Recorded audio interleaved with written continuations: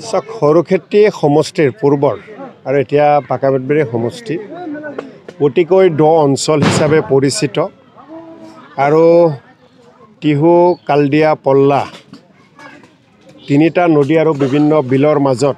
ইয়াতে কেইবাখনো গাঁও আছে যি গাঁওসমূহ এটা সময়ত যথেষ্ট অনুন্নত হৈ আছিল এটা সময়ত শিক্ষা দীক্ষাৰ পোহৰ বেছি পৰা নাছিল আজিৰ তাৰিখত এই অঞ্চলসমূহেও শিক্ষাৰ পোহৰেৰে আলোকিত হৈ আছে উন্নতিৰ জখলালৈ আগবাঢ়ি গৈ আছে তেনেকুৱা এটা পৰিৱেশত এই অঞ্চলৰ সচেতন ৰাইজে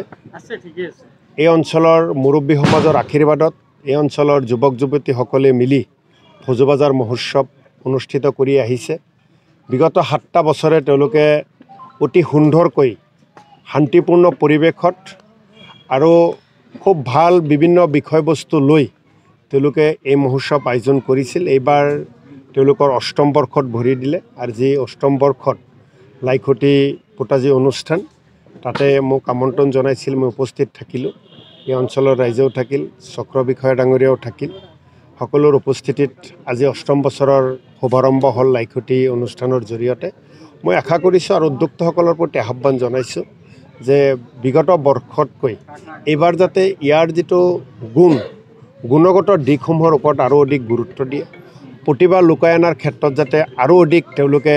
বিভিন্ন প্ৰতিযোগিতাসমূহৰ আয়োজন কৰে অসমৰ আৰু ভাৰতবৰ্ষৰ বিভিন্ন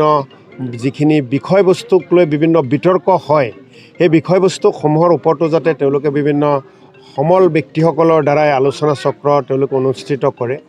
ভাতৃত্ববোধ একতা জাতি ধৰ্মৰ মাজত কেনেকৈ ঐক্যতা আৰু বেছি আমি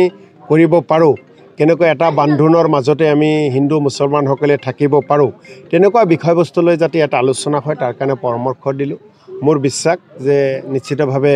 বিগত বছৰসমূহতকৈ এইবাৰ ভোজোবাজাৰ মহোৎসৱ আৰু ভালকৈ তেওঁলোকে পালন কৰিব আৰু ইয়াৰ পৰা ৰাইজে যথেষ্ট লাভান্বিত হ'ব আৰু